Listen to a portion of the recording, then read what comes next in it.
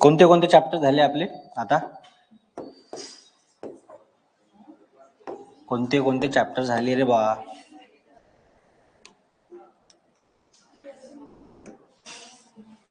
चलो, हा, कोणते कोणते चॅप्टर पाहिले आतापर्यंत आपण? पोट्टे चारच, बाकीचे कुठे गेले? सोबती कुठे गेला तुला? ते कुठं नाही दिसतंय, गोरसर आहे ते वालं, काय नाव त्याचं? रेहान, मिहान, हा रेहान.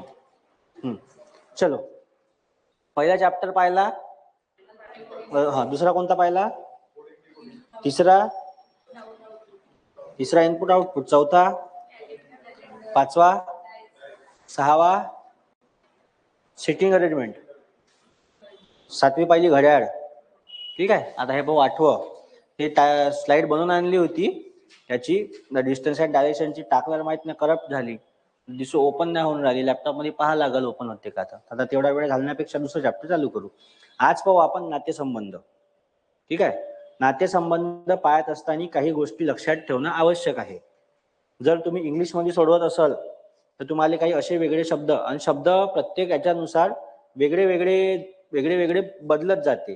जसं आपल्या विदर्भात बहिणीच्या नवऱ्याला काय म्हणते? हा, आणि तुम्ही मग थोडस तिकडे कोल्हापूर साईडला गेलं तर मग ते दाजी म्हणते. तसंच आता काही ठिकाणी आपल्या आईची जर बहीण असली, लहान बहीण असली तर मावशी म्हणते, आणि मोठी असली तर मग आपण बडी मम्मी म्हणतो किंवा मोठी आई म्हणतो. काही ठिकाणी बडी मम्मी नावाचा प्रकारच नाही, मोठी मावशी म्हणते. आहे असंही. अजून पुष्कळशा गोष्टी अशा आहे का ज्या बदलते. तर इंग्लिशमध्ये जेव्हा आपण पाहतो, काय म्हटलं, तो दाजीवाला जो प्रकार होता तो मला इथं वरती झाल्यावर माहित पडला का दाजी म्हणते. माझ्या रूमवर जो पार्टनर आहे तो कोल्हापूरचा आहे, आमचे दाजी आहे म्हणते. म्हणजे दाजी म्हणजे काय होते रे म्हणलं नेमकं, तर म्हणते जिजू. हा जिजू एक शब्द राहिला होता. जिजूचा किस्सा लय वेगळा आहे, आता मला आठवण देऊ नका जिजू. तर सगळ्यात पहिले मराठीत सोडवत असाल किंवा इंग्लिश मध्ये जर सोडवत असाल तर मराठीत इंग्लिश मध्ये एक शब्द येते तुम्हाला सिबलिंग्स नावाचा. हा, काय होते सिबलिंग्स म्हणजे? भावंडे होते, बरोबर आहे. हा, मग याच्यात बहीण भाऊ बी आले, भाऊ बी आले, भाऊ बहीण बी आली, बहीण भाऊ बी आले पुन्हा. हा, सिबलिंग्स. पण ते याच्यात. आणि इंग्लिश मध्ये जर सिबलिंग्सचा इंग्लिश मध्ये जर दुसरा विचार करायला गेला पुन्हा याचा, तर एक येते इथं कझन. बरोबर आहे का स्पेलिंग? काय? COU. हा, असं. हा, तडाका SIN. इंग्लिश, वा इंग्लिश एवढी कच्ची झाली. आता इंग्लिश 31 तारखेला, मी तुम्हाला 1 तारखेला शिकवतो. तसं की काही नाही आहे. ठीक आहे. हा, कझिन. तर कझिन म्हणजे काय होते? चुलत. आता आपल्याकडं मराठीत मामाकडचा पोरगा असेल तर मामे भाऊ म्हणते, आत्याचा पोरगा असेल तर आत्ते भाऊ म्हणते. इंग्लिश मध्ये तसं घिसं काही नाही. मामा आणि काका इंग्लिश मध्ये एकच. अंकल इंग्लिश मध्ये अंकल म्हणते डायरेक्ट. बरोबर आहे का स्पेलिंग? आता ठीक आहे. आता हे इंग्लिश मध्ये अंकल, आपण मराठीत काय म्हणतो? एक तर मामा होते, नाही तर काका होते. इंग्लिश मध्ये नाही तसं. इंग्लिश मध्ये एकच अंकल. मग याची बायको दुसरी आंटी. हा, आंटी आंट म्हणा काही म्हणा. मग मामाची बायको कोण? मामी. आणि काकाची बायको कोण? काकी. मामाची बायको मामी, काकाची बायको काकी. म्हणते ना काकी. म्हणत नाही का? कोकणात नाही म्हणत का? म्हणते ना. आपण मला म्हणतो, ते मका म्हणते. मका नको सांगू म्हणते, म्हणजे मला नको सांगू. इकडे विदर्भात गेलं तर मले म्हणते डायरेक्ट. मला तुला घाल कुत्र्याले. थोडस पुढे गेलं तर मला म्हणते. आणि मग एकदमच तिकडे कोकणात गेलं तर मग मका म्हणते. हो दे की, तिकडचे लोक की जास्त वापरते. असं नाही की म्हणते, असू द्या म्हणते. त्याला आपण मधात म्हणतो, ते मधात ना ते बिचात म्हणते डायरेक्ट. बिचात म्हणजे मधात. आपण म्हणत नाही का मधातून काय चालला, तो का म्हणते बिचातून नको जाऊ म्हणते. बिचातून म्हणजेच मधातून होते. असे पुष्कळसे शब्द पाहायला भेटते. तर ह्या गोष्टी थोड्याशा लक्षात ठेवा. कजन म्हणजे का, तर हे तर आपण मराठी त्याला चुलते म्हणतो सरळ भाषेत. जे कोणी चुलत आहे, मग चुलत, अरे टीप तुटली वाटते, हा, हे झाले चुलते. मग मामाकडचा पोरगा असो, मामीकडचा आपला काकाकडचा पोरगा असो, तर तो डायरेक्ट चुलत. आपण मग चुलत भाऊ म्हणतो त्याला, किंवा चुलत बहीण म्हणतो. इंग्लिश मध्ये तसा प्रकार नाही, डायरेक्ट कजन. मग त्याच प्रकारे इंग्लिश मध्ये जर अंकल म्हणलं तर मग ते थोडंसं कठीण जाते. तो मामा आहे का काका आहे. आता मामा हा आई साईडचा राहते, बरोबर आहे ना. आईचा कोण, भाऊ म्हणजे मामा, आणि काका म्हणजे कोण, मग बाबाचा भाऊ. मग तो लहान राहू दे का मोठा राहू दे, तो झाला भाऊ. बाबाचा भाऊ म्हणजे कोण, काका. आणि आईकडला भाऊ म्हणजे मामा. पण आता हे इंग्लिश मध्ये असलं अंकल, तर ते मॅटर नाही करत मग कोणाकडचं काय आहे. अंकल म्हणजे अंकल सरळ. त्यामुळे मग जर मराठीचा विचार करत असेल तर मामा म्हणलं त्याची बायको मामी, इथे काका म्हणलं त्याची बायको काकू. इंग्लिश असेल तर अंकल विरुद्ध आंटी, एवढंच येते, त्याच्या पलीकडे काही येत नाही. फक्त त्याच्यासाठी सांगितलं का जर कधी मराठीत प्रश्न नाही समजला तर तुम्हाला इंग्लिशचं ऑप्शन राहते त्याच्यात. तर ट्रायल जेव्हा करून पाहाल तुम्हाला ह्या गोष्टी पाहायला भेटल. सिबलिंग्स म्हणजे भावंडे होते, कझन म्हणजे चुलते होते. मग याच्यात चुलते दोन्ही बी आले, चुलते दोन्ही आले. चुलते कोणते कोणते, तर मामाकडचे, सॉरी आईकडचे आणि बाबाकडचे दोन्ही बी. अंकल म्हणजे इंग्लिश मध्ये आंटी होते, हरी. अंकल म्हणजे मराठीत काय होते, तर आपण त्याला काकाही म्हणू शकतो किंवा मामाही म्हणू शकतो. मग एक तर मराठीत मामा, एक तर काका. हे असे तुम्हाला इंग्लिश मध्ये पाहायला भेटतात. ठीक आहे. आता मेन मुद्दा नाते कोणते कोणते येते, हे सगळं तुम्हाला दिलं आहे आणि हे सगळं तुम्हाला माहितच आहे. हे सगळं तुम्हाला ऑलरेडी माहितच आहे. जसं आता आहे इथं, इकडे सरकून नाही राहिलं, बंदच सरकत आहे. तर भावज म्हणजे काय होते, भावज, ननद. ननद म्हणजे कोण, इकडचं पॅटर्न दिसत नाही, हा जाऊ दे, आपण इकडून पाहू ना. दीर म्हणजे कोण,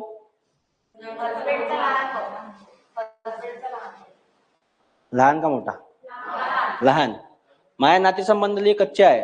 माझी ननद म्हणजे कोण, ननद म्हणजे नवऱ्याची बहीण.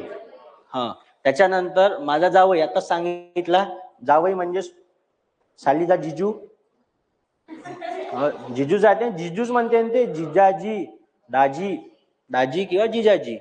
मग हे पुतणी म्हणजे काकाची पोरगी असन. ठीक आहे. माझा चुलत भाऊ, माझा मेहुणा, साला, हे काय हे पाहू, सगळ्यालाच माहित आहे. नातेसंबंध सगळ्यात चांगले आहे माझे सोडून. मी माझ्या हे घेऊन सर्व समजते. आता मी माझ्या आईचं, हा त्याच्यानंतर याचा फोटो काढायचा आहे का, काढून घ्या. हे तुम्ही वाचलेच आहे, तुम्हाला माहित आहे.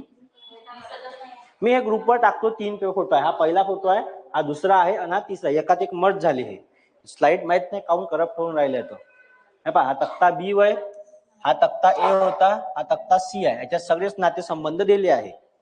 ठीक आहे. आता मला एक गोष्ट सांगा, हे सगळंच पाहू आपण.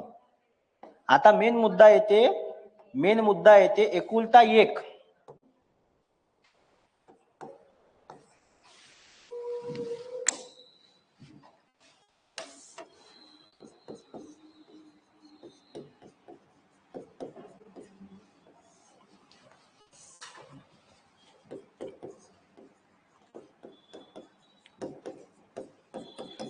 ह्या 2 वेगळ्या गोष्टी आहे. आता कामाचं आहे. ठीक आहे.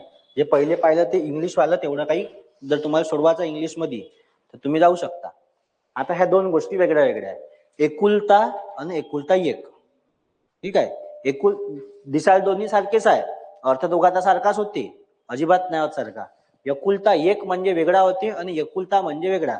जर मी म्हणलं मी माझ्या आईचा एकुलता मुलगा आहे, मी माझ्या आईचा एकुलता का आहे, मुलगा आहे. जर मी माझ्या आईचा एकुलता मुलगा आहे तर 100% श्युरिटी आहे का माझ्या आईले एक पोरगी असेल किंवा 2 पोरी असतील.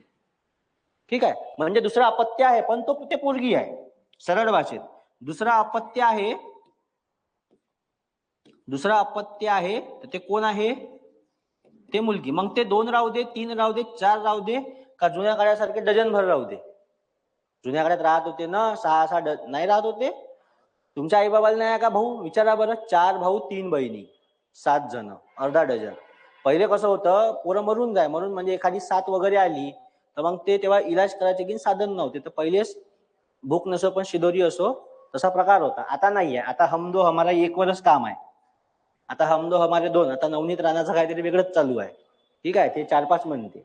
ठीक आहे, नाही पाहिलं असं काही नाही आहे, व्हिडिओ आला म्हणून. पण पॉलिटिक्स पाहत असलं पाहिजे, कामाचं राहते. आता एकुलता म्हणजे का? एकुलता म्हणजे मी माझ्या आईचा एकुलता मुलगा आहे, हे तेवढं सत्य आहे. पण माझ्या आईला दुसरं अपत्य आहे, जे मुलगी आहे. जर तिनं म्हणलं, मी एखाद्या पोरीनं म्हणलं मी माझ्या आईची एकुलती मुलगी आहे, तर मग त्याची 100% पॉसिबिलिटी आहे का त्याला दुसरा पोरगा आहे. एकुलता एक म्हटला तर फक्त मी स्वतः. ज्या एकुलता एक बद्दल बोलतो ना आपण, एकुलता एक म्हणजे कोण? तर फक्त मी किंवा असंच लिहिते, नाही चुकलं.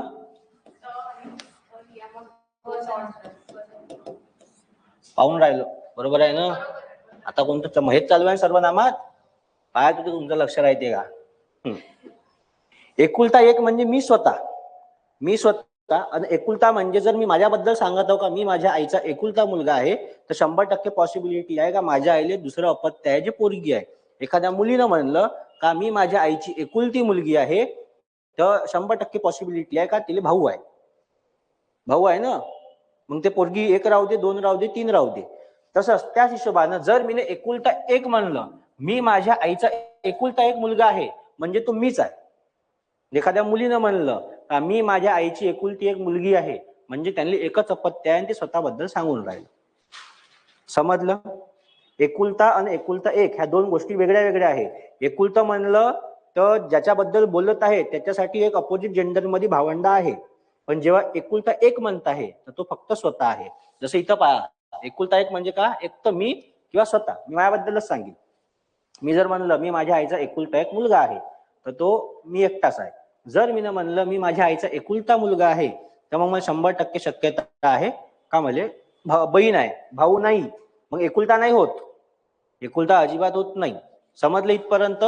एकुलता आणि एकुलता एक ह्या दोन गोष्टी तुम्हाला परीक्षेत येते. मग तो एक प्रश्न येते, नरेश त्या फोटोकडे बोट दाखवून म्हणाला, त्या फोटोकडे नाही मी सांगून राहिलो, त्या फोटोकडे का पाहून राहिले? प्रश्न सांगत आहो मी. नरेश त्या फोटोकडे बोट दाखवून म्हणाला की त्या फोटोत दाखवलेली स्त्री, ते मग ते पुढे बहुत मोठा प्रश्न राहते. मी तिचा एकुलता एक मुलगा आहे, मग त्याच्यात येते शब्द एकुलता. किंवा मोठे गणित जेव्हा सोडवता आपण त्याच्यात येते एकुलता. मग लक्षात ठेवा, एकुलता जर म्हणलं तर त्याला 100% ऑप्शन, सॉरी, एकुलता मुलगा म्हणला त्याला 100% चान्स आहे का त्याला दुसरा अपत्य मुलगी आहे. एकुलती मुलगी म्हणलं तर त्याला 100% चान्स आहे का दुसरा पोरगा आहे. सेम जेंडर नाही आहे. सेम जेंडर असल्यावर एकुलता होऊ शकत नाही. मग ते भावंडे झाले, डायरेक्ट भावंडे झाले ना. मग मी असं थोडी म्हणेन आम्ही दोन एकुलते एक पोराव असे म्हणणार आहे का? किंवा आम्ही एकुलते 2 पोराव असं होते का? नाही. मग आमच्या आई बाबाले 2 भावंडे आहे किंवा आम्ही 2 भावंडे आहोत. मग आता भावंडात बी प्रकार येते, भाऊ भाऊ, भाऊ बहीण, बहीण भाऊ, हे 3 प्रकार येते. बहिणी बहिणी बी आलं त्याच्यात पुन्हा. पण एकुलता एक जर म्हणलं तर एकुलता एक म्हणजे कोण? तर मी स्वतः. मी माझ्याबद्दलच सांगितलं. जर मी म्हणलं का त्या फोटोत दाखवलेली स्त्री ही माझ्या आईची जे काही आहे त्या पुढचं ते एकुलती एक आहे बा, तर मग ते स्वतःबद्दलच बोलत आहे. पण जर त्यानं म्हणलं एकुलता, तर मग त्याला 100% गॅरंटी आहे का दुसरं अपत्य आहे. हे समजलं? आता गणित हे एक फोटोवालं गणित येते. याच्यात गणित जर पाहायला गेले तर 3 टाईपचे गणित येते. सगळ्यात पहिली गोष्ट, याच्यातले टाईप किती आहे? तर 3 टाईप येते याच्यात. सगळ्यात पहिला टाईप आहे सोपा, जो आता येत बी नाही परीक्षेत, फोटोवाला. फोटोवाले गणित पाहिले असेल ना, एखाद्या फोटोकडे बोट दाखवत ती म्हणाली, एक फोटोवालं गणित येते. दुसऱ्या याच्यात गणित सरळ दिलं राहते. ए हा बी चा भाऊ आहे, पी ही क्यू ची बहीण आहे. त्यात मग ते नाता विचारते. एका याच्यात काय विचारते? तर नाते विचारते डायरेक्ट. कोणाचं नातं कोणासोबत आहे, म्हणजे जर त्यानं विचारलं, उदाहरणार्थ एखादं गणित आहे, मग तो डायरेक्ट विचारते पी चे क्यू सोबत नाते काय. हा झाला दुसरा टाईप. आणि तिसऱ्या टाईप मध्ये तुम्हाला ऑलरेडी सिम्बॉल घेऊन सगळं दिलं राहते. त्याच्यात विचारते का खालीलपैकी कोणते सिम्बॉल जर बदलवले तर नाता योग्य पद्धतीने येऊ शकते. तिसरा टाईप आहे त्याच्यात मग एक सिम्बॉल वाला. पाहू आपण 3 टाईप पाहू. तर हे जे गणित आहे हे तीनही गणित तुम्हाला परीक्षेत येते. आता सध्या हा जो प्रकार आहे हा अलुप्त झाला आहे, हा फक्त पोलीस भरतीला येते. आला एखादी वेळा हा येते, हा आला तर हा फुल MPSC ला येते, कारण की त्यात चारही गणित सोडून पहा लागते. सोडवल्याशिवाय अजिबात हिशोब लागत नाही. आता तुम्हाला गणित दाखवतो, गणित येते कशा प्रकारचे. हा जो आहे हे पहा, हा आहे पहिला स्टेप. दिसताय फोटो मधील स्त्रीकडे बोट दाखवित प्रवीण त्याच्या मित्राला म्हणाला, ती माझ्या आईची एकुलती एक मुलगी आहे. एकुलती एक मुलगी आहे, तर प्रवीणचे फोटो मधील स्त्रीशी नातेसंबंध काय. ह्या टाईपचा एक प्रश्न येते. सोडवताना पाहू थांबा. हे पहा,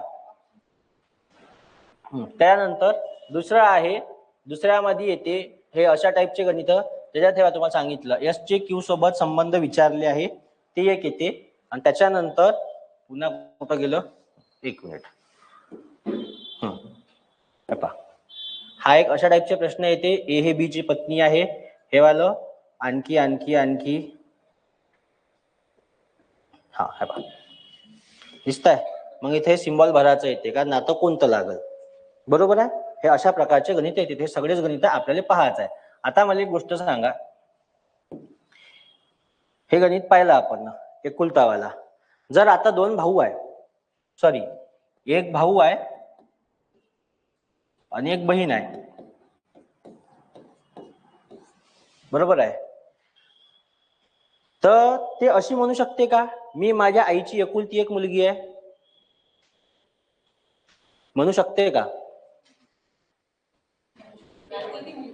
एकुलती मुलगी म्हणू शकते. एकुलती म्हणली तर याचा अर्थ असं होईल का, हे एक पोरगी आहे आणि इले का आहे, एक भाऊ आहे. आणि जर पुराण म्हणलं मी माझ्या आईचा एकुलता मुलगा आहे, तर याले काय आहे, 100% बहीण आहे. मग ती एक असू द्या किंवा दोन असू द्या, पण त्या कंडिशन मध्ये एकुलता एक म्हणला का तो स्वतःबद्दल बोलत आहे. एवढं समजलं. त्याच्यानंतर आपण पाहणार आहोत हे तीन टाईप.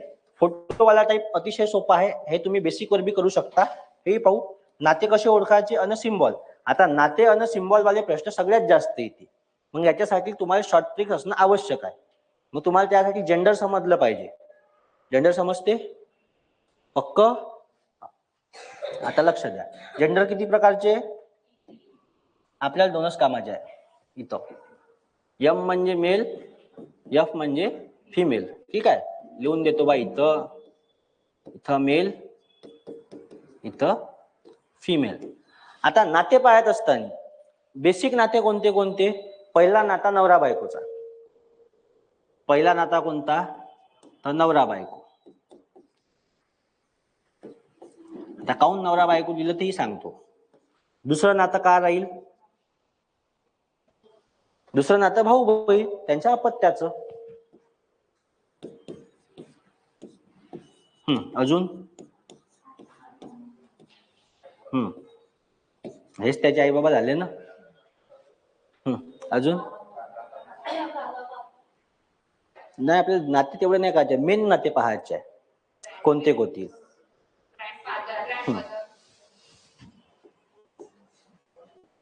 इथं पहिला नंबर पाहिजे. मग इथं आले आजी आजोबा. कोणी आबाजी म्हणते, कोणी बुडा म्हणते. बुडा नाही म्हणायचं बी. झालं. आता सगळ्यात पहिले नाते ओळखायचे कसे. जर नवरा बायको असल, काय म्हणलं, जर नवरा बायको असल, लक्ष द्या, नवरा बायको जर असल तर ते दाखवायचे गुणाकाराच्या चिन्हानं. हे कामाचं आहे. नवरा बायको जर असल हे दाखवायचे गुणाकाराच्या चिन्हानं. एक एक एक्सप्लेनेशन घेणार आहोत आपण पुढं. जर भावंडे असली, मी शब्द कोणता वापरला, भावंडे. बहीण भाऊ किंवा भाऊ बहीण नाही वापरला, डायरेक्ट भावंडे वापरलं. भावंडे जर असेल तर काय घ्याल, इक्वल्स टू चा सिम्बॉल घ्या. भावंडे असेल तर इक्वल्स टू चा सिम्बॉल घ्या. आणि मोठ्या पिढीकडून लहान पिढीकडे आले, म्हणजे जर आई बाबा दाखवत आहे तुम्ही, काय म्हणलं, आई बाबा दाखवत आहे, किंवा मोठ्या पिढीकडून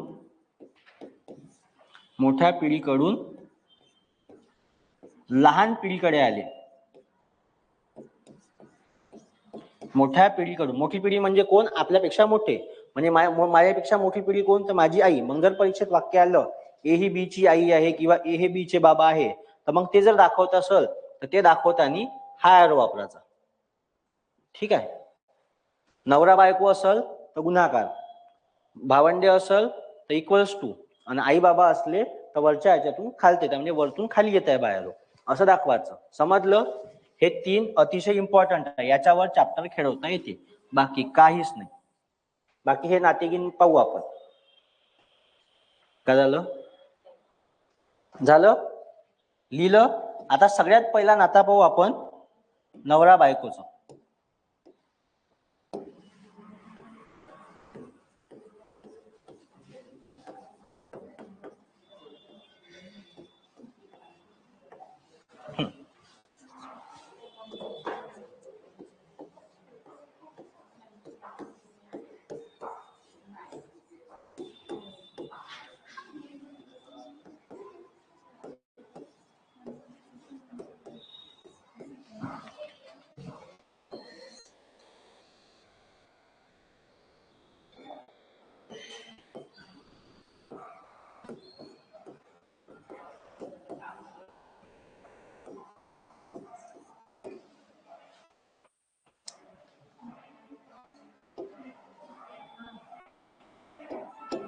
गोष्टी कमी करा. काय झालं सांगा? मच्छी बाजारात नाही आल्या तुम्ही.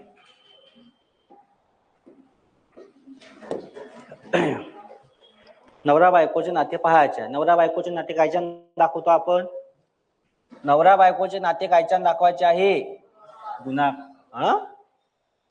प्लस कोण म्हणे रे?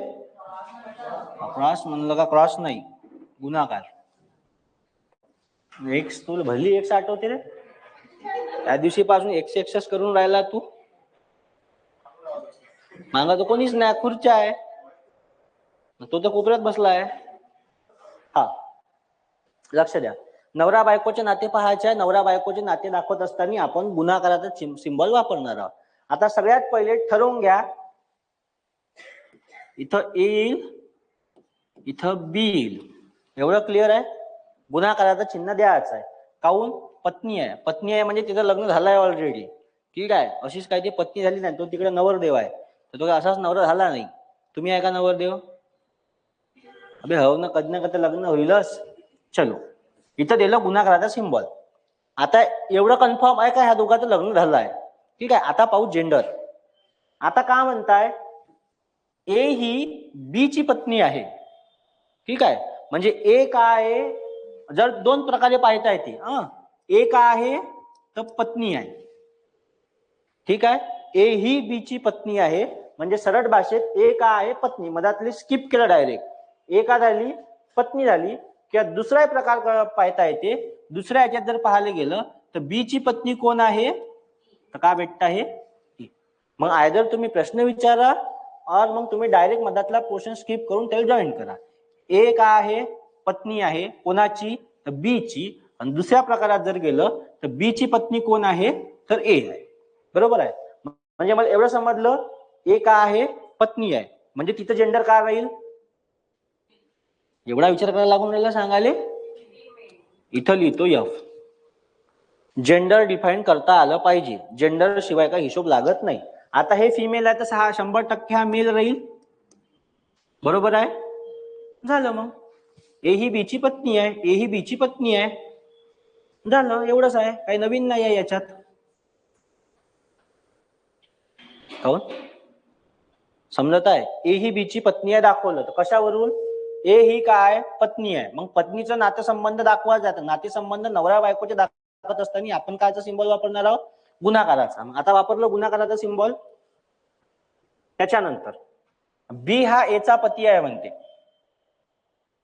बी हा ए चा पती आहे. शेवटी करायचा गुणाकारच आहे. शेवटी येणार गुणाकाराचा सिंबल आहे, बाकी काही नाही. आता इथे जेंडर पहा लागल. गुणाकाराचं चिन्ह काऊन दिलं? कारण की नवरा बायकोचं नातं आहे. नवरा बायकोचं नातं आहे म्हणून गुणाकाराचा सिंबल दिला. आता बी काय? मग इथं बी हा पती आहे. कोणाचा? ए चा. मग ए चा पती कोण आहे रे? तर बी. म्हणजे बी हा पती आहे. याचं जेंडर काय राहील? बीचं जेंडर राहील मेल. आणि याचं जेंडर काय राहील, फिमेल. बरोबर आहे. हे झालं पहिलं, हे झालं दुसरं आणि तिसरं.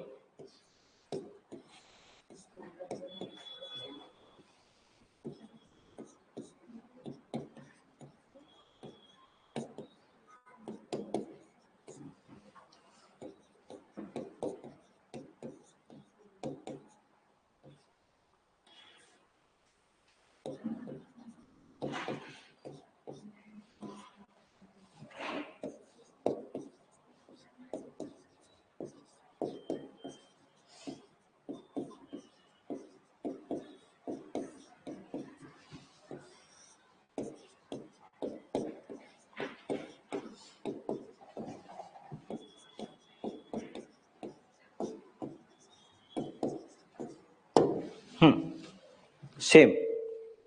ठीक आहे. ए ही बी ची पत्नी आहे, त्या जेंडर पाहिलं.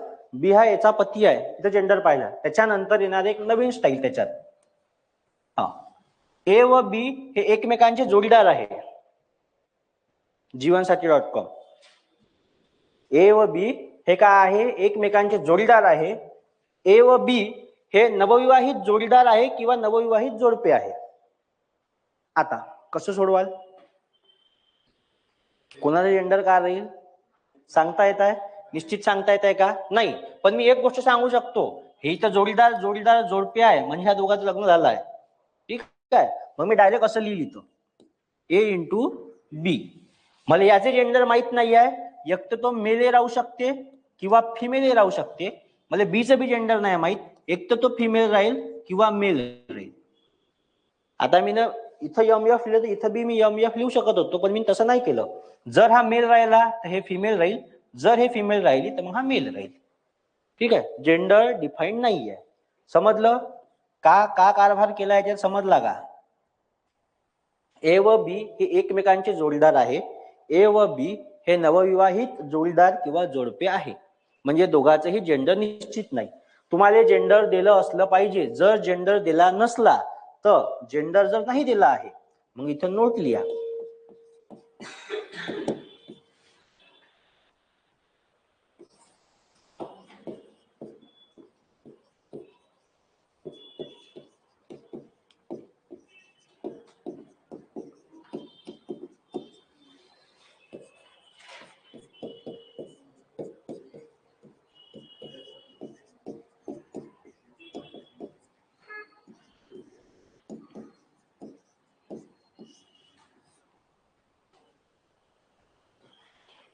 लिहिलं.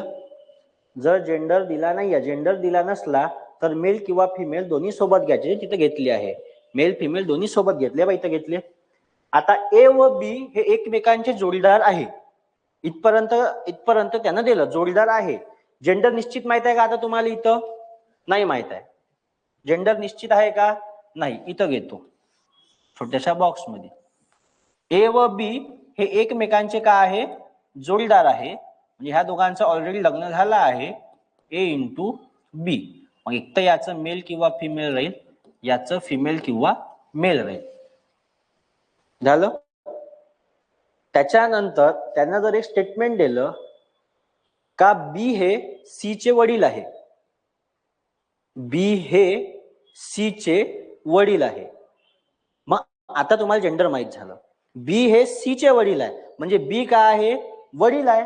बी वडील आहे ना, तर मग आता याचं जेंडर निश्चित झालं.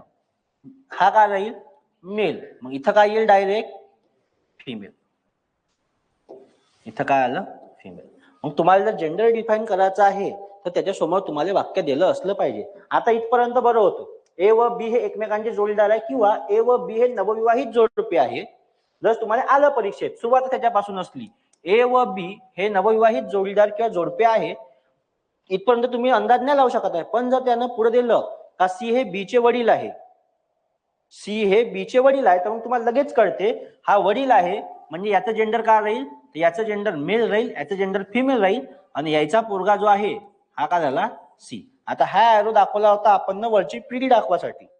ठीक आहे. तर ते पुढच्या भागात तात्पुरता तुम्हाला फक्त जेंडर साठी मी सांगितलं का बी हे सी चे वडील आहे. इथं आहे बी हे सी चे वडील आहे, याच्यावरून आपल्याला कोणाचं जेंडर समजलं, बीचं बी जेंडर समजलं, एचं बी जेंडर समजलं, पण अजूनपर्यंत आपल्याला सीचं जेंडर समजलं नाही. वडील दोघांचे राहते ना, पोरीचे बाबा राहू शकते, पोराचे बी बाबा राहू शकते. त्याने आपल्याला काय सांगितलंय, फक्त बी हे सीचे वडील आहे, किंवा तो असंही म्हणू शकत होता बी हे दोन भावंडांचे वडील आहे. बी हे दोन भावंडांचे वडील जरी म्हणलं असतं तरी बी वडील आहे, त्याचं जेंडर फिक्स होतं. त्याचं जेंडर फिक्स झालं होतं. इथं आला होता मेल, इथं काय आलं होतं, इथं आलं होतं फिमेल. इथपर्यंत क्लिअर आहे. हे आहे नवरा बायकोचे नाते. तीनच येऊ शकते. एक तर ए ही बी ची पत्नी आहे, किंवा एच्या जागी ए बी च्या जागी नावं येतील, किंवा दुसरं काही येईल, एक्स वाय झेड येईल, किंवा मग पी क्यू आर एस येऊ शकते. तो वेगळा भाग आहे, पण पॅटर्न हाच आहे. त्याच्यानंतर दुसरा टाईप बी हा एचा पती आहे. सेम पॅटर्न आहे, काहीच फरक नाही केला, फक्त तुम्हाला जेंडरसाठी तिकडे दुसरं घेतलं. जेंडर जर समजत नाही आहे किंवा कन्फ्युजन होत आहे तर डायरेक्ट हा पहिला शब्द पकडा. ए का आहे, पत्नी आहे. कोणाची, तर बी ची. म्हणजे ए का झाली, पत्नी झाली. एचं जेंडर जर फिमेल आहे तर बीचं जेंडर काय राहील, मेल. तसंच ह्या याच्यात बी हा एचा का आहे, पती आहे. त्याच्यानंतर मग एचा पती कोण, तर बी. म्हणजे ए का झाली, पत्नी झाली, आणि बी का झाला, पती झाला. त्याच हिशोबाने तिसऱ्या याच्यात ए व बी हे एकमेकांचे जोडीदार आहे, किंवा ए व बी हे नवविवाहित जोडीदार किंवा जोडपे आहे. जेंडर अजिबात निश्चित नाहीये. त्याच्यामुळे आपण मेल फिमेल याच्यावर मेल फिमेल घेतलं. याचं जेंडर डिफाईन करण्यासाठी मग एक स्टेटमेंट जर पुढे टाकलं का बी हे सी चे वडील आहे, तर मग त्याच्यावरून समजते का बी हा मेल आहे, हे फिमेल राहील, आणि सी त्यांनी अपत्य आहे. समजलं इथपर्यंत. हा जोडीदारवाला भाग येते. जोडीदारवाला भाग आल्यावर थोडस हे होते प्रॉब्लेम, पण मग लक्षात ठेवायचं मेल फिमेल दोन्ही घ्यायचे. किंवा नाही लिहिलं जेंडर सोडवताना, जेंडर निश्चित नाही आहे, आता नाहीच माहिती आहे तुम्हाला, आता सोडवताय तुम्ही गणित, तुम्ही डायरेक्ट असं जरी लिहिलं असतं ए इंटू बी, ठीक आहे, दोघांचं लग्न झालंय, अजूनपर्यंत काही समजलं नाही. पण जेव्हा तो म्हणत आहे का बी हे सी चे काय आहे, वडील आहे, म्हणजे सी हे खालची पिढी आहे, सी चे वडील आहे. कोण, वडील आहे. वडील आहे म्हणजे याचं जेंडर आलं मेल, हिचं जेंडर आलं फिमेल. मग ह्या दोघांचे जेंडर आपल्याला डायरेक्ट भेटत होते. नाहीच भेटले तर मग तुम्ही असं लिहू शकता, ठीक आहे, उत्तर काळासाठी. हे समजलं. हे कोणासाठीचं होतं, तर हे होतं नवरा बायकोसाठी. हे समजणं आवश्यक आहे. नवरा बायकोचं समजलं. त्याच्यानंतर नवरा बायकोचं झालं. आता जाऊ पुढं. एक मिनिट. आता पाहू भावंडे. भावंडे कायच्यानं दाखवणार आहोत आपण, इक्वल्स टू ना. इक्वल्स टू साठी का दोघे सारखेच राहते, मायबापाले दोन्ही पोरं सारखेच नाही, पोरीचे लाड जास्त राहते. नाही नाही म्हणा, आता नाही राहत का, लहानपणा ते एवढं नाही माहित आपल्याला. पोरीचे जास्त लाड राहते एवढं माहित आहे, पोरगी लाडाची राहते. हो ना, नाही का नाही, भाऊ बहीण असन तर पोरगी जास्त लाडाची राहते. पोरानं जर काही म्हणलं दोन शिवा बसतील, पोरीनं काही म्हणू दे तिला देते बरोबर, तिनं काही मागू दे देते. जीव राहते बापाचा पोरी, असं आहे ते. चलो, आईचं बी राहते, पोरात बी राहते, असं काही नाही. नाही तर म्हणा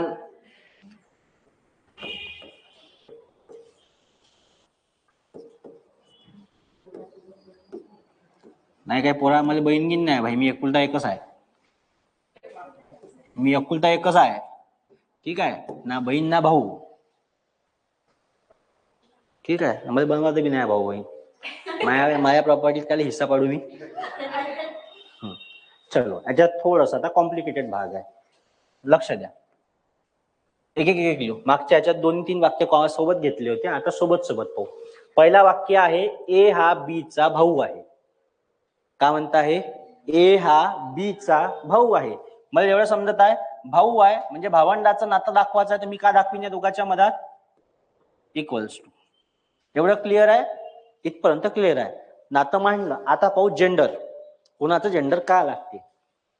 मी काय म्हणतो, ए हा बी चा का आहे, भाऊ आहे. ए का आहे, मग ए झाला भाऊ कोणाचा, बी चा. लक्ष द्या, आता ए का झाला, भाऊ झाला, म्हणजे याचं जेंडर निश्चित आहे, इथे येईल मी. पण बीचं जेंडर अजिबात निश्चित नाही. त्याची बहिणी राहू शकते ना, बहिणीचाही भाऊ राहते, भावाचाही भाऊ राहते. बीचं जेंडर निश्चित आहे का इथं, नाही. मग बीचं जेंडर एकदम मेल राहील किंवा फिमेल राहील. हे अजूनपर्यंत आपल्याला निश्चित नाही. मग त्याच्या जर पुढे जाऊन एखादं स्टेटमेंट असता तर आपण थोडाफार विचार केला असता का जेंडर का द्यायचा आहे. त्याच्यानंतर हे दुसरं वाक्य,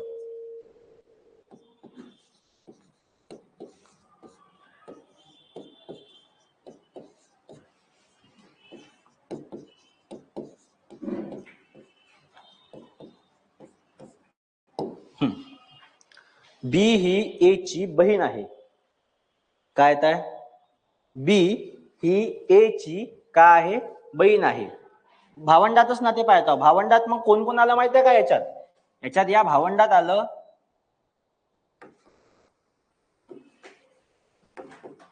भाऊ भाऊ,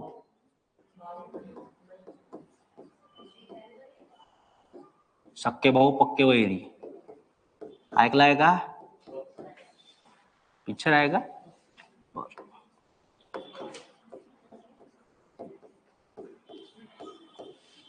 किंवा बहीण भाऊ. हा, एवढे नाते म्हणजे का? तर भावंड. सख्खे भाऊ येऊ द्या, सख्या बहिणी येऊ द्या, बहीण भाऊ येऊ द्या किंवा भाऊ बहीण येऊ द्या, सिंबल तोच. आता बी ही ए ची काय आहे? बहीण आहे. बहीण भावाचं नातं आहे म्हणजे बी आणि ए हे झाले इक्वल्स टू, दोघे भाऊ बहीण झाले. आता बी का आहे? बी ही का आहे? बहीण आहे. किंवा ए ची बहीण कोण आहे? तर बी. म्हणजे बी चं जेंडर निश्चित आहे. ह्या कंडिशन मध्ये ए चं जेंडर निश्चित होतं, ह्या कंडिशन मध्ये काय आहे? तर बी चं जेंडर निश्चित आहे. मग बी काय आहे? बहीण आहे. तर बहिणीचं जेंडर येईल इथं फिमेल. इथं जेंडर आलं फिमेल. एचं जेंडर अजूनही निश्चित नाही. एक तर ते तिची बहीण राहू शकते किंवा भाऊ बी राहू शकते. याचं जेंडर आता निश्चित नाही इथं, यम किंवा यफ. एक तर ते मेल राहू शकते किंवा फिमेल. निश्चित अजूनही नाही. मग त्याच हिशोबानं तिसरं वाक्य,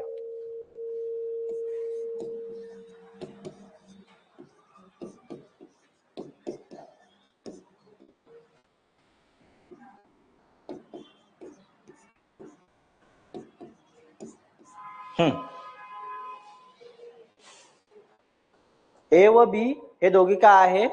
भाऊ आहे. दोघांचं जेंडर निश्चित आहे. आता काऊन? तर इथं काय दिलं आहे? हे दोघेही काय आहे? भाऊ आहे. तर मग ए चं जेंडर निश्चित आहे, बी चं. भावंडाचं नातं दाखवतो म्हणजे इक्वल्स टू घेतलं, ए चं जेंडर मेल राहील आणि बी चं जेंडर बी काय राहील? मेल राहील. दोघं आता जेंडर निश्चित आहे. त्याचप्रमाणे मग इथं जर गेलं की झाले वाक्य तिसरं ना. इथं चौथं वाक्य लिहितो,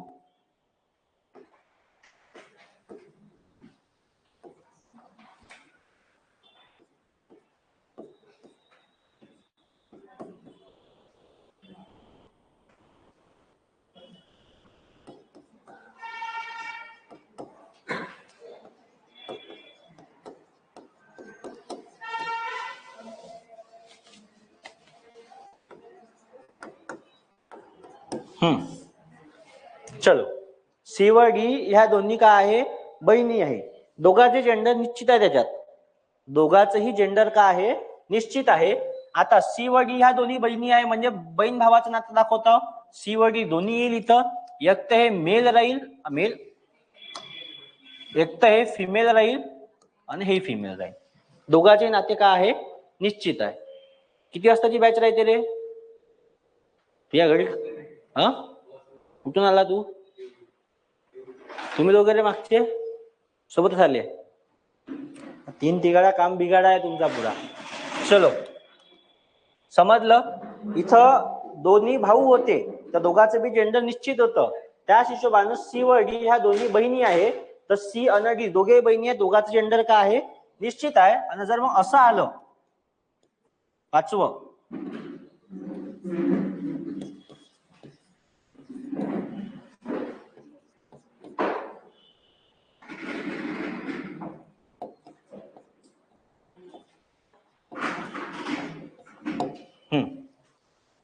आता पी व क्यू दोघेही काय आहे? भावंडे आहे. जेंडर सांगता येईल.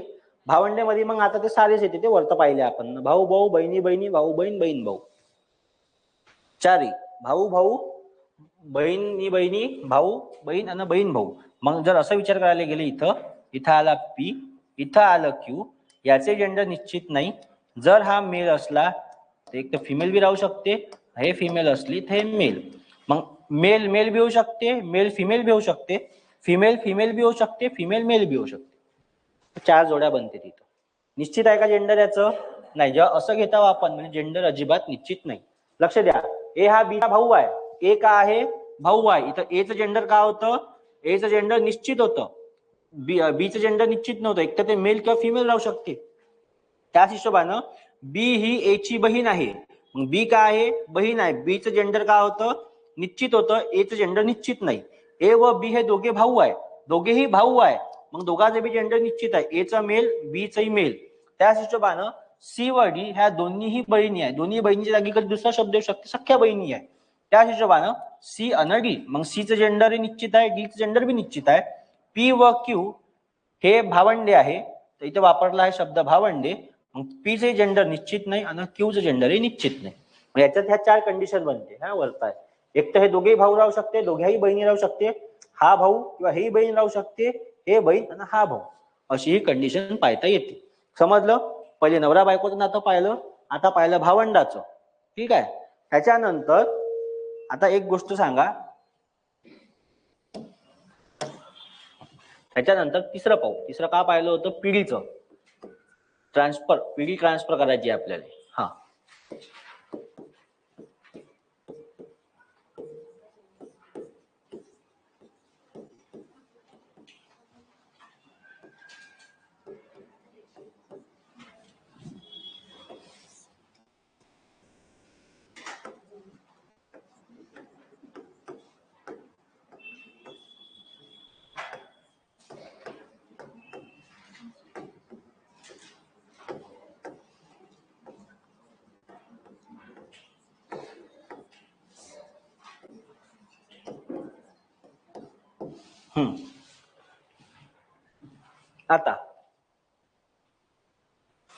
आता काय येईल?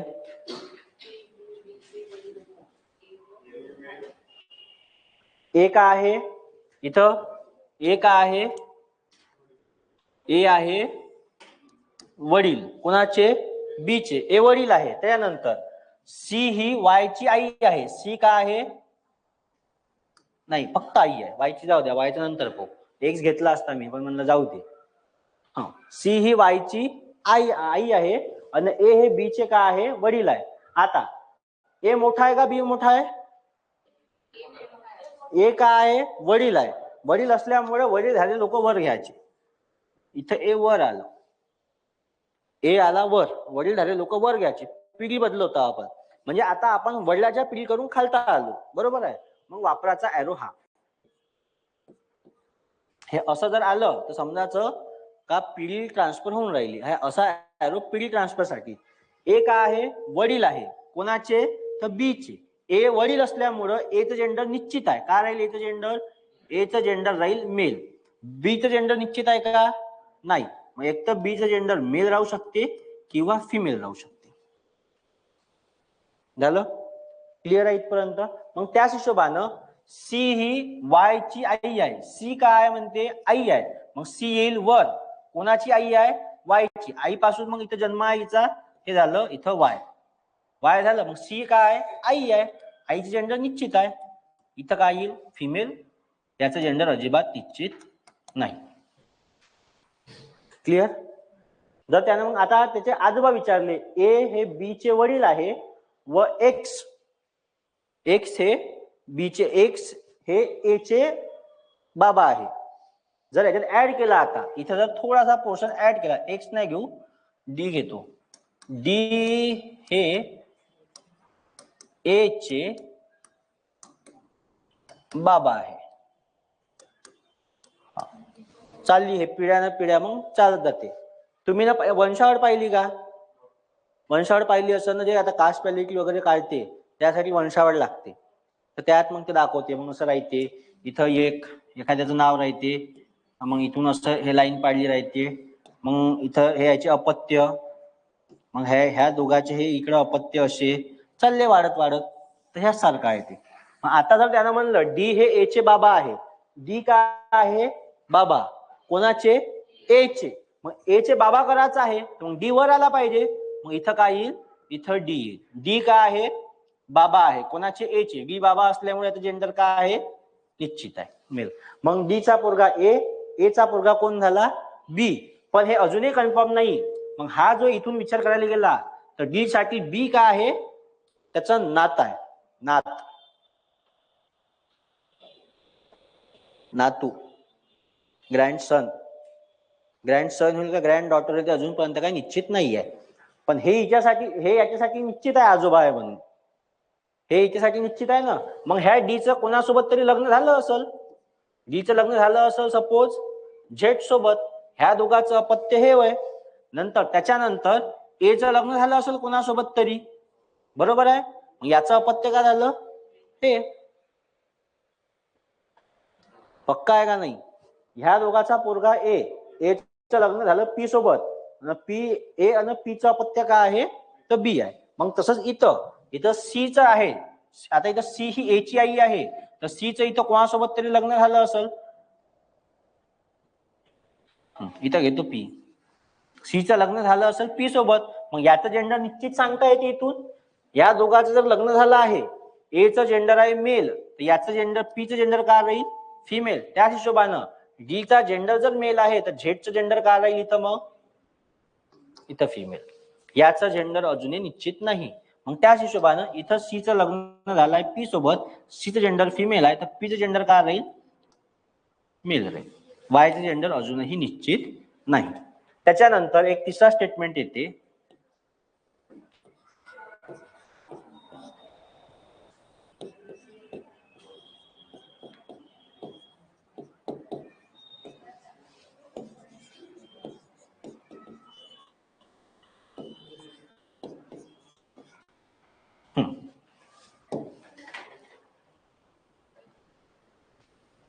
झेड हा ई व एफ यांचा अपत्य आहे.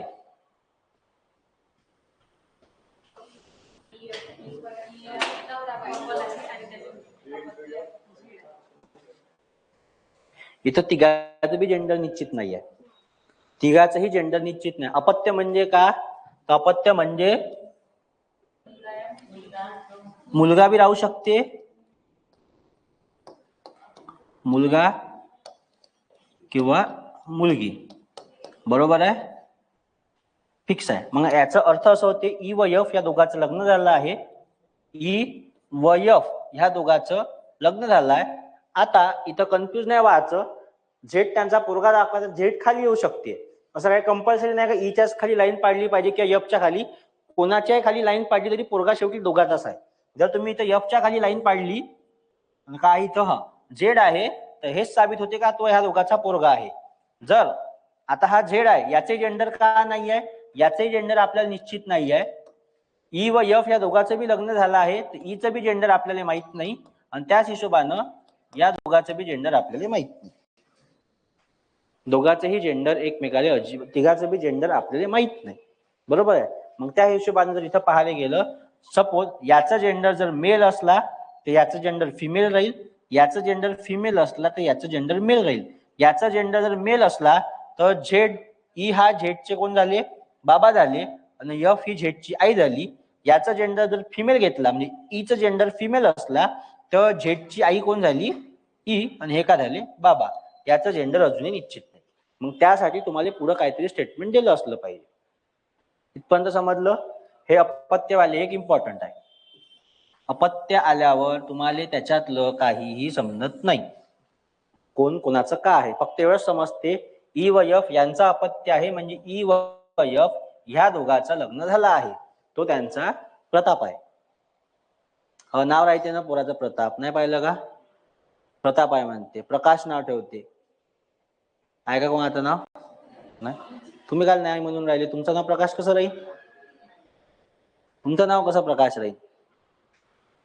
मुलापेक्षा मुलगी बरी प्रकाश देते दोन्ही घरी.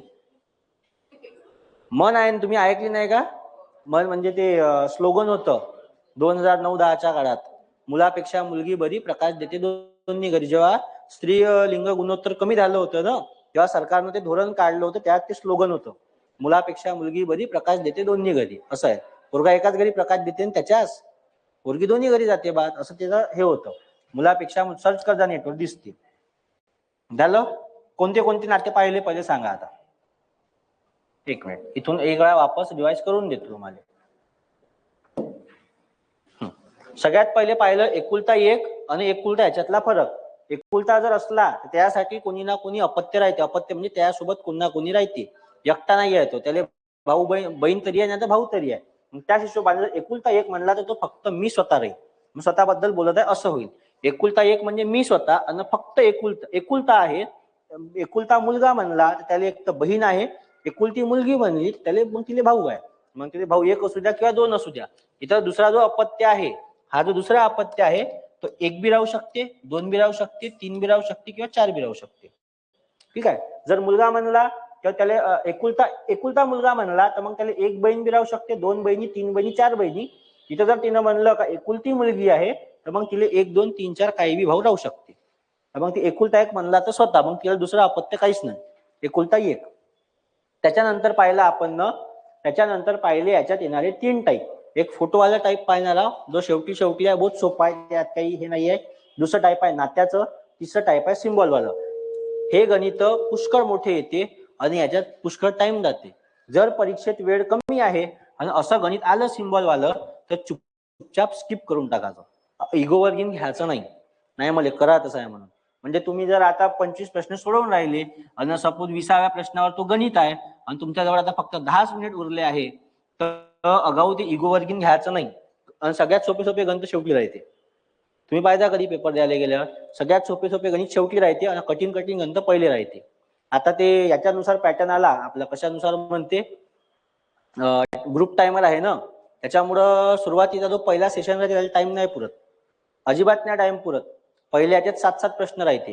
म्हणजे प्रत्येक सेशन मध्ये 25-25 प्रश्न आहे आणि 30-30 मिनिटं, 120 मिनिटं आहे ना पेपरले. किती मिनिटं देते? 120 मिनिटं. 120 मिनिटं म्हणजे हे झाले 2 तास. आणि प्रश्न किती आहे? प्रश्न आहे 100 प्रश्न. तर ते याले करते 25-25च्या सेट मध्ये. हे 25-25चे सेट राहते 30-30 मिनिटासाठी. 30 मिनिट झाले. जसं आता इथं पहिला सेट आहे 25 मार्काचा, इथं दुसरा सेट आहे 25चा, इथं तिसरा बी 25चा आणि चौथा बी 25चा. ह्या 25 मध्ये माहिती आहे का, मराठीचे 6 प्रश्न राहते, इंग्लिशचे 6 प्रश्न राहते, रिजनिंगचे 6 प्रश्न राहते. मॅथ किंवा रिजनिंग जर आलं किती झाले? 6 सायंत्रिक 18 आणि मग इथं राहते जीएसटी 7 प्रश्न. टाइम किती आहे याले टाइम आहे 30 मिनिट. इथं 30 मिनिट संपले का लगेच दुसऱ्या ह्याच्यात मग हे बरोबर ते व्हॅरी करते. आता इथं पहिल्या सेक्शनले 6 आहे ना, मग इथं 7 येईल, इथं 6 येईल, इथं 6 येते. हे बरोबर 25 अशी 25 बसते ना, अशी 25 बसते. त्या हिशोबाने पेपर घेते. त्याच्यामुळे जर तुम्हाला वाटत असेल का इथं मॅथ रिजनिंग लई हार्ड आलं तर मग तिकडे कुठंतरी सोपं येते, किंवा मधात जर सोपं आलं, सुरुवातीला सोपं आलं तर मधात हार्ड येते. एवढं नक्की आहे. एवढाच फरक आहे का इथं जर गणित सोडवले किंवा इथं जर काही सुटलं तर गेलं. पहिले तसं नव्हतं, पहिले कुठं बी नाचता येत होतं. त्यामुळे पहिले पुढे काय करे, मराठी सोडवे, इंग्लिश सोडवे, जीएस सोडवे आणि डायरेक्ट तिकडे मॅथ रिजनिंग कडे जात होते. त्याच्यामुळे माहिती आहे का इथं जास्त टाइम भेटत होतं. मराठी सोडवायला जास्तीत जास्त 15 मिनिट लागते. 15 नाही 10 बोध झाले, 10 घ्या 12 घ्या. 120 मिनिटं आहे ना, 120 मिनिटापैकी 120 पैकी जर तुम्ही ना 15 मिनिटात मराठी सोडवलं तर उरले किती? 105 मिनिटं उरते. 105 मिनिटापैकी जर तुम्ही पकडले आले 20 ते 25 मिनिट, 20 मिनिट पकडा मराठीला जाते आणि पुन्हा 30 मिनिट जीएसले जाते. किती झाले हे?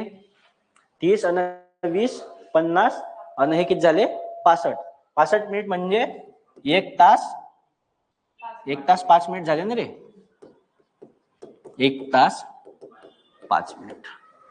ज्याचं स्पीड चांगला आहे त्याला 1 तास. मग आता 1 तास कायसाठी उरे माहिती आहे का?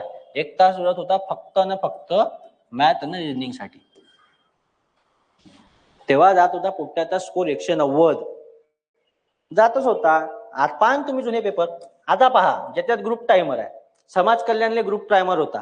किती होता कट ऑफ? जास्त पोराला स्कोरच नाही, 138 139 एवढा स्कोर होता. त्याच्यावर स्कोर नाही गेला. जास्तीत जास्त स्पीड होता. काय म्हटलं? पेपरही चांगला धुवाधार पेपर होता. अरे वा का खतरनाक गणित होते. ते मिश्रणीवालं चॅप्टर एवढं खतरनाक होतं, दूध पाण्याचं मिश्रण. डायरेक्ट धुवाच निघे, मला टाइमच नाही पुरत होता बिलकुल. मलाच तर 18 गणितापर्यंत टाइम नाही पुरला. मी त्या बार्टी बॅच घेऊ, सब धिंगाणा वाजला होता. ते 2 फॉर्म भरले होते मी ना, ते 2000 रुपये वाया गेले माय. गेलेच ना, स्कोरच नव्हता ना. मी ना पेपर झाल्यावर सांगून दिलं हे काही आपल्या कामाचं नाही म्हणलं. आता तर ते आता जो टायमर आहे ग्रुप टायमर, हे लय खतरनाक आहे. त्यामुळे अशी प्रॅक्टिस करायला लागते. जो प्रॅक्टिस करत त्याला जमते. आणि त्याच्यात माहिती आहे का, इथं शेवटच्या ह्याच्यात इथं माहित आहे का, इथं मॅथ रिजनिंगचे 6 प्रश्न नाही राहत. जिथं 7 प्रश्न येते ना मॅथ रिजनिंगचे, तिथं साला मराठीत बी पॅराग्राफ येते, इंग्लिश मध्ये बी पॅराग्राफ येते. लई हुशार आहे ते बी. आता इथं 6, इथं 7 घेतले ना, इथं 6 प्रश्न घ्यायचे आहे ना मराठीचे. तर काय करते माहिती आहे का, इथं पॅराग्राफ टाकते एक मराठीचा, वापस इथं पॅराग्राफ टाकते मराठीचा इंग्लिशचा, आणि साले मॅथ रिजनिंगचे 7 प्रश्न टाकून देते तिकडे चुलीत. वेळ 30च राहते. वेळ 30च मिनिटं आहे ना, पॅराग्राफ बद्दल टाइम नाही लागत. हे 1 लाइनर प्रश्न परवडले एकदाचे. 1 लाइनर प्रश्न वाचा लागते. वाचून डायरेक्ट तुम्ही उत्तर काढू शकता. नाही आले तर पुढे जाऊ शकता. पॅराग्राफ मध्ये तर 5 प्रश्नासाठी पॅराग्राफ वाचना आहे, मग तो टाइम अरे 30 मिनिटं आहे. बरोबर आहे. तुम्हाला प्रत्येक सेक्शनला किती मिनिटं भेटत आहे? 30 मिनिटच भेटत आहे ना. 30 मिनिटं भेटत आहे. पण हे बाकीचे जे सेक्शन आहे याच्यात कसं आहे, प्रश्न वाचणं आणि उत्तर सोडवणं आहे डायरेक्ट. इथं मला सांगा, 7 प्रश्न मराठीचे येणार आहे, 7 प्रश्न इंग्लिशचे येणार आहे, 6 प्रश्न जीएसचे येणार आहे, आणि 7 प्रश्न रिजनिंगचे येणार आहे. ह्या 7 प्रश्नापैकी 5 प्रश्न पॅराग्राफवर आहे. इथेही 5 प्रश्न पॅराग्राफवर आहे. मग तुम्हाला पॅराग्राफ नाही वाचायला लागेल का? आणि एवढे काही आपण तोपका नाही काही, लगेच पॅराग्राफ वाचला का आपल्याला 5 प्रश्न येईल. मागे या लागते पुन्हा उत्तर शोधासाठी. जरी तुम्ही एक वेळा पॅराग्राफ वाचला तरी तुम्हाला उत्तर पाहायला मागे या लागते ना. मग इथं जर 5 वेळा, इथं 5 वेळा, मग इथं काय करणार आहे? हा ठीक आहे, इंग्लिश मध्ये 6 प्रश्न आहे, ठीक आहे, वाचून सोडवायचे. सॉरी, जीएस मध्ये 6 प्रश्न वाचून सोडवता येईल. आणि इथं मॅथ रिजनिंग मध्ये, आणि एवढे बदमाश राहते ते, मॅथ रिजनिंग असलं ना याच्यातच मॅथ घालते का, याच्यातच मॅथ घालते. 25 प्रश्न जर मॅथ रिजनिंगचे असले ना तर 13-12चा रेशो राहते. एक तर 13 प्रश्न रिजनिंगचे येईल, 12 प्रश्न मॅथचे येते, 12 प्रश्न मॅथचे आणि 13 प्रश्न रिजनिंगचे. इतकंच घालते 7 प्रश्न मॅथचे डायरेक्ट. मरने साला विचार येते. मग हा जाते सगळ्यात टफ पोट्टे. मग पोट्टे स्कोर कुठं करते? इथं आणि इथं. तो पावला तिथं. टाइमच नाही पुरत ना. 30 मिनिटात पॅराग्राफ 2 पॅराग्राफ वाचणं आहे, त्याचे 5-5 प्रश्न सोडवणं आहे, उरलेले 2 प्रश्न सोडवणं आहे, बरतुने 6 आहे. याच्यातच तर पोराचे 10-20-15 मिनिटं जाते. 15 मिनिटं इथंच जाते पॅराग्राफ सोडवाले. पॅराग्राफही लहानचा येत नाही, आणि इंग्लिशचा पॅराग्राफही खतरनाक राहते. याच्यासारखं येते ते. नाही, पॅराजंबल नाही. आता आला पॅराजंबल टीसीएसले. आता धर्मदायामध्ये नवीन ट्रेंड होता. 3 वाक्य दिले होते, 4ही वाक्य दिले होते, आणि कोणता बसत नाही ते विचारायला तेवढा बरं होता. म्हणजे 3 वाक्याचा होता समजते तरी. म्हणजे जर त्यानं 3-4 वाक्य क्रिकेटवर, 3 वाक्य क्रिकेटवर दिले आणि 4था वाक्य त्यानं स्टडीवर दिला, मग पटकन समजे का स्टडीवालं वाक्य होतं. धर्मदायाच्या ते नवीन ट्रेंड आणलं त्यानं आता. तो ट्रेंड पहिले मराठीला होता, मग त्यानं मराठीतून आता इंग्लिश मध्ये बी आणलं. म्हणजे आता जर तुम्ही महिला बाल विकासचा पेपर द्याल तर कदाचित तो तुम्हाला ट्रेंड तिथं पाहायला भेटते. समाज कल्याणला एवढा पेपर खतरनाक होता, कुत्र्या मांजराचे आवाज विचारले होते त्यानं.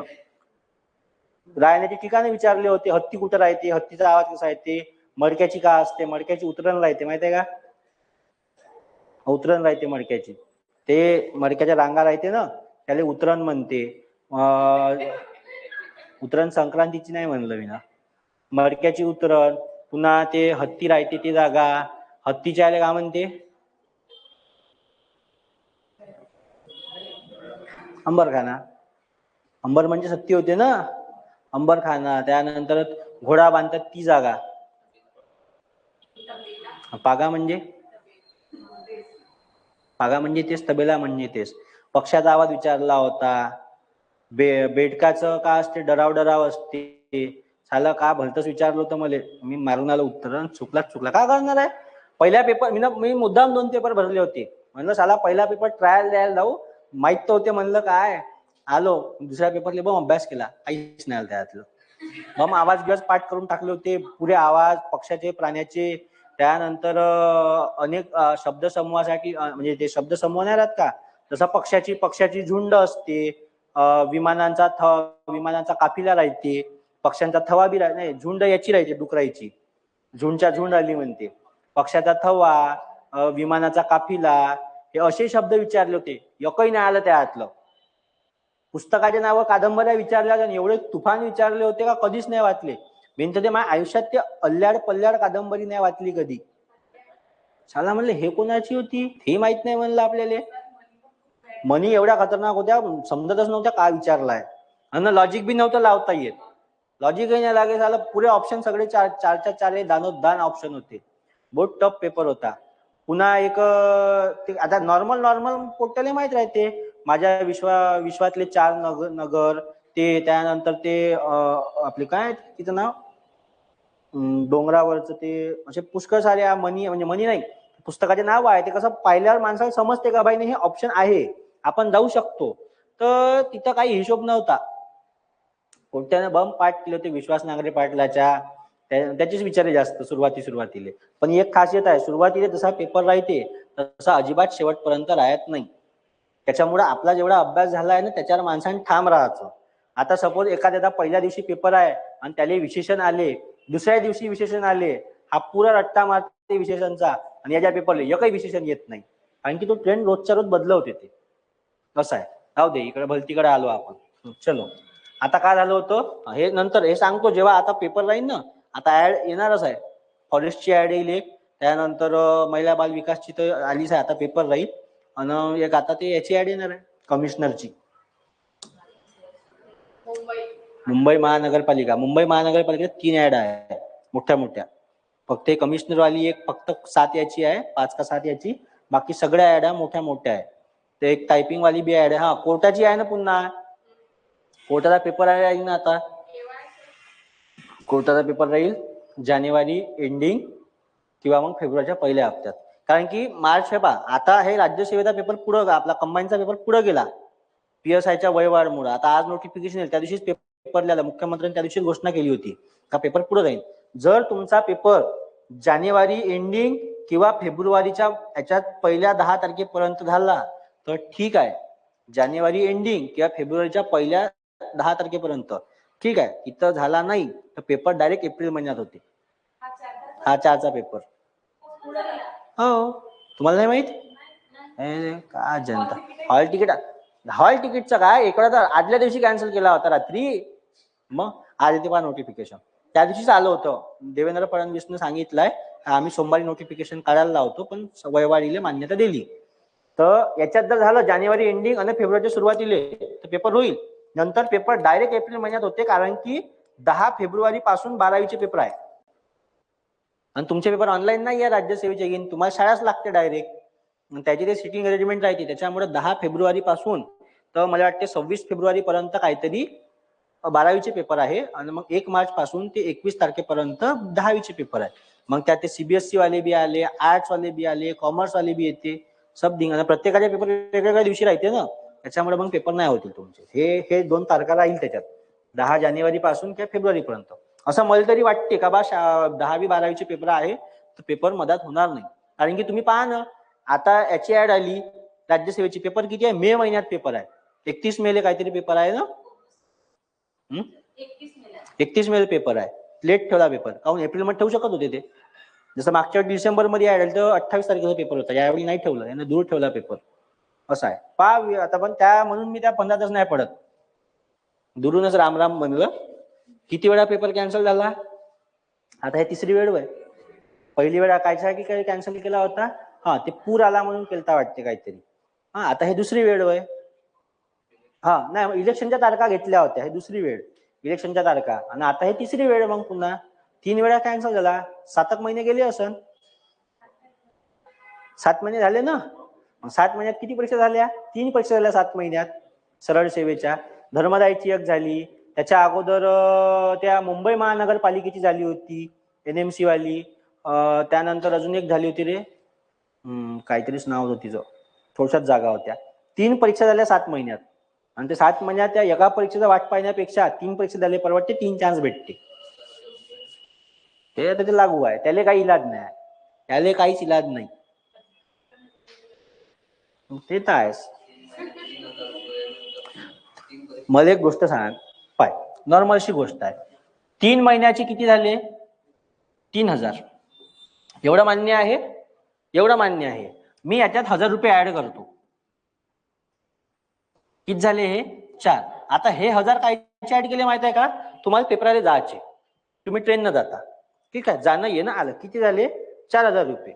आता मला एक गोष्ट सांगा, नॉर्मल जर रूमचा विचार करायला गेला, आता हे जे 3 पेपर झाले ना, हे 15-15 दिवसाचे होते, म्हणजे एका महिन्यात पकडा किंवा 2 महिन्यात पकडा.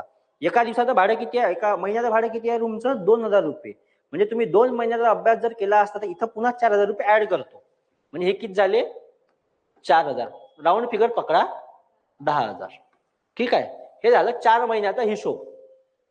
किती? 4 महिन्यात 3 परीक्षा, 3 परीक्षाचे पैसे वरतून 1000 रुपये जाणं येणं आणि हे रूम रेंट आणि पुन्हा मेसचे पैसे पकडून 10,000 रुपये झाले. कमी जास्त जाऊ द्या, तुमचं नाही माझं नाही, 12,000 पकडू.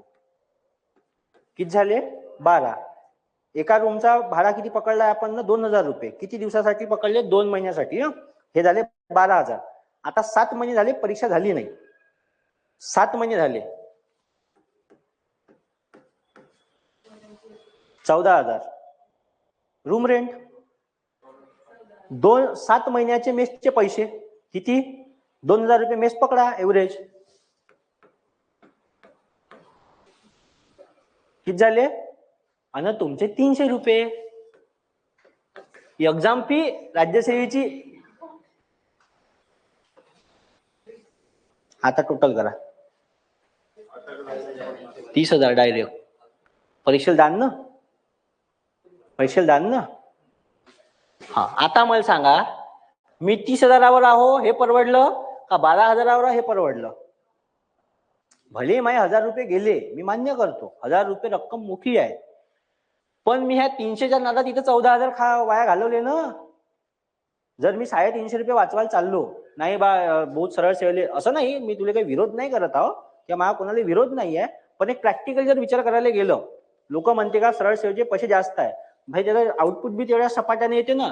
आता इथं पेपर झाले नोव्हेंबर महिन्यात, डिसेंबर मध्ये आन्सर केली, धर्मदायवाले 26 तारखेला जॉईनिंग देणार आहे. बरं, हे तर झालं याच नाही, त्यानं सांगितलंय आम्ही जॉईनिंग देणार आहे, ते त्याचं चालू आहे डिपार्टमेंटचं. जो डिपार्टमेंट सगळ्यात जास्त काम करन फास्ट त्याला अवॉर्ड भेटणार आहे यावेळी 26 तारखेला. बरं, मी काय म्हणतो, हे तर फक्त प्रिलिम्स पर्यंतच झालं रे, ये तो सिर्फ प्रीलिम्स तक ही हुआ है, उसके आगे का मेंस 7-8 महिन्यानं, तिथून 3 महिन्यानं निकाल, तिथून 2 महिन्यानं डीव्ही, तिथून 1-2 वर्षानं जॉईनिंग. हे इथं संपले होते, किती महिने पकडले होते इथं? 7 महिने. 7 महिन्याचे 30,000, इथं 8 महिने पकडा, 8 आणि 3 11, 11 बरावल्या. हे राऊंड फिगर मध्ये 2 वर्ष पकडून टाकू आपण, 2 वर्ष, सरळ 2 वर्ष. ठीक आहे, तू लागला, जो लागला आहे त्याचा अभ्यास आहे. मला सांगा, 2 वर्ष गेले, तो 2,000 रुपयानं भाडं देऊन राहिला, 2 वर्षाचं किती झाले? 2,40,000. मेसचे पैसे पुन्हा 2,000 रुपये, ते 2,40,000, ते झाले 4,40,000. हे इथं कवा बी परवडतं, डायरेक्ट 5 पकडा ना.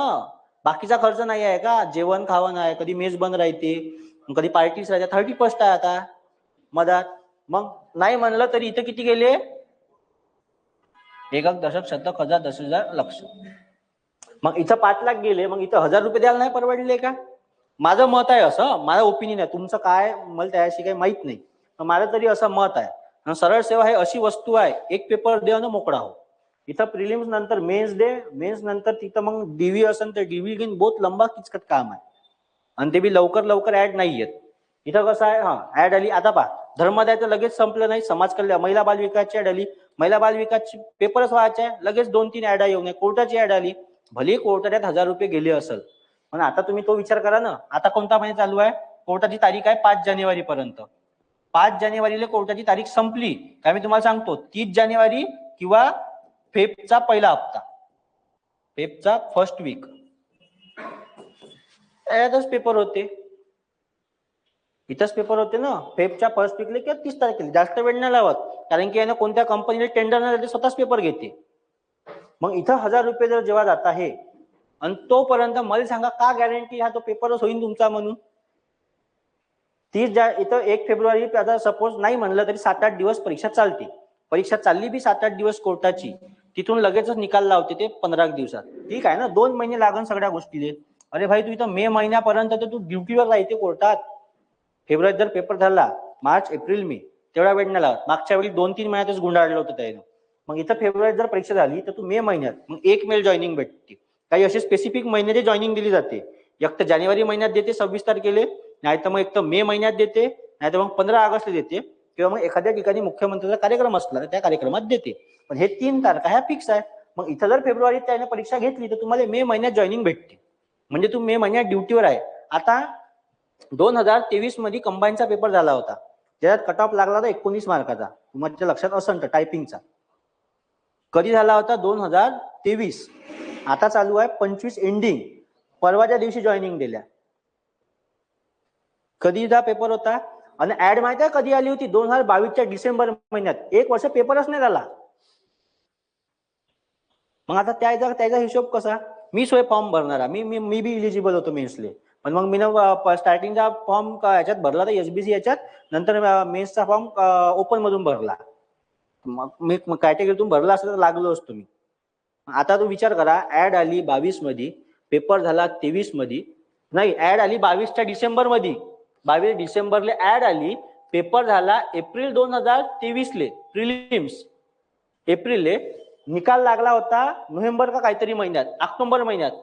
गणपती कधी राहते? हा, सप्टेंबर महिन्यात. मी घरी पेंटिंग करत होतो तेव्हा निकाल लागला त्याच वर्षी सप्टेंबर महिन्यात.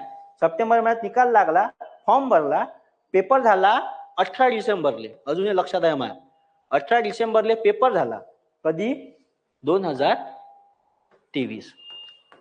आणि आता निकाल घेऊन सगळं लागलं. जॉईनिंग परवाच्या दिवशी दिल्या. परवाच्या दिवशी म्हणजे मागच्या महिन्यात जॉईनिंग दिल्या. तर मागच्या महिन्यात जॉईनिंग दिलं, आता पुढे जॉईन होऊन राहिले. मग किती वर्ष गेली इथं? 22 पासून तर भाई 25 गेलं. डायरेक्ट 4 वर्ष गायब आहे. किती पैसा जाते पुट्ट्याचा? मग त्या तुलनेत ते सरळ सेवा कधीही परवडते. भले 1000 रुपये घेते, पण प्रोसेस फास्ट आहे ते. आता हे इथं जर तुम्ही हिशोब लावलं, जे परीक्षा तुमची 7 महिने झालीच नाही, त्याचा हिशोब पा किती गेले? 30,000 रुपये गेले. आणि इथं माहिती 3 महिन्यात 3,000 रुपये जरी परीक्षेचे गेले असेल तरी मी 12,000 रुपये खर्च करू ना. असं आहे. तो एक तिथं प्लस पॉईंट आहे. आणि निकाल बी लवकर लागते. 3 महिन्यानं सगळं उरक वारक करून मोकळं करते. असं आहे. पण तो तुमचा ओपिनियन आहे, तुम्हाला काय योग्य वाटते. माझा ओपिनियन त्या मताचा आहे. बाबा इथं गुंतण्यापेक्षा तिथं गुंतलेलं कधीही बरं. एवढंच आहे का, दम पाहिजे तेवढा कट ऑफ घ्यायचा. इथं आहे, पण इथं जे लोक आहेत ते एकदम जुने पुराणे लोक आहेत. तुम्ही सरळ सेवाचा जेव्हा निकाल लागते ना तेव्हा टॉपर पाहिजे. 2002, 2001, 2003 असे पोरं आहे. पहा का नाही? आता राज्यसेवेचा निकाल लागला, टॉपर आहे किती आहे? 2003चा टॉपर आहे. म्हणजे तो 22 वर्षाचाच आहे. 25 चालू आहे ना, संपायला आलं. 2003चा त्याचा जन्म जर असेल तर तो वयाच्या 22व्या वर्षी राज्यसेवा टॉपर आहे. मग का साधी गोष्ट आहे, फक्त करून राहिली, तुम्हाला बी करून आहे. असा आहे विषय. मग आपला हिशोब पाहायचा, कुठे हिशोब लागते. मला हे बरं वाटते सरळ सेवा. असं नाही का आपला अभ्यास नाही, अभ्यास आहे, मी बी देऊ नये मेन्स गिन्स. पण हे इथं जेव्हा मग कुठेतरी एवढा वर्ष वेळ वाया चालला तेव्हा वाटते त्यापेक्षा हे बरं आहे. अभ्यास सगळीकडे सारखाच आहे, लगेच पेपर होते, लगेच आन्सर केलं, अवकात तिथंच माहित पडते. एमपीएससी सारखं काम नाहीये का बहुत लेट जाईल. आता आयोगाचा अध्यक्ष बदलला, पाहू आता किती फास्ट का. आन्सर की बी बदलली. आता 5 ऑप्शन झाले. आता नसन येत तर 5वा बी गोला करायला लागते. पहिले बरं होतं, कोरा सोडला का जमत होतं. आता टाइम वेस्ट होईल. आता 2 भागात उत्तरपत्रिका आहे वाटते. 2 पानाची आहे. पहिल्या पानात आन्सर आहे, मागच्या पानात नाव, गाव, वस्तू, प्राणी, आडनाव, गुण लिहायचे आहे. पहिले कसं होतं, वरती लिहा लागत होतं, खालचं डायरेक्ट होतं. मग ते तेवढं फाडलं का ते आन्सर किती घेऊन जाय, मला कार्बन कॉपी भेटत होती. आता थोडंसं वेगळं केलं. झालं. मग तुम्ही तुमचं पहा, तुम्हाला कोणतं बरं वाटते. माझ्या मतानं मला हे चांगलं वाटते. लवकर इनपुट भेटते. आपल्या लवकर इनपुट वाल्या गोष्टी लवकर आउटपुट भेटते. आपलं काम इन्स्टंट वाला राहते. ते वेळगीर आपण नाही पाडत. बरं असो. हे सगळं पाहिलं आपण. नवरा बायकोचं नातं गुन्हाकारानं दाखवणार होतो, भावंडाचं नातं इक्वल्स टू दाखवणार होतो, आई बाबा किंवा मोठ्या पिढीचं नातं लहान पिढीकडून जर आलं तर दाखवणार होतो. मग आपण हे पाहिलं, नवरा बायकोचं नातं गुन्हाकारानं दाखवत असताना ए ही बी ची पत्नी आहे जर पाहिलं तर ए का आहे? पत्नी आहे. कोणाची? बी ची. मग ए चं जेंडर इन फिमेल, बी चं जेंडर आलं मेल.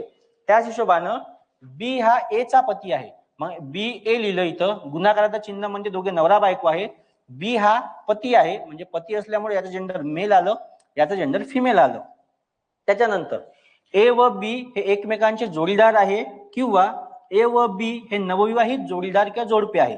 मग आता नवविवाहित जोडीदार जोडपे आहे किंवा जोडीदार जरी असला तरी तुम्हाला दोघांचंही जेंडर अजिबात निश्चित नाही. मग ए इंटू बी केलं म्हणजे हे दोघे नवरा बायको आहे. एक तर एचं जेंडर मेल राहील किंवा फिमेल राहील, बीचं जेंडर फिमेल किंवा मेल राहील.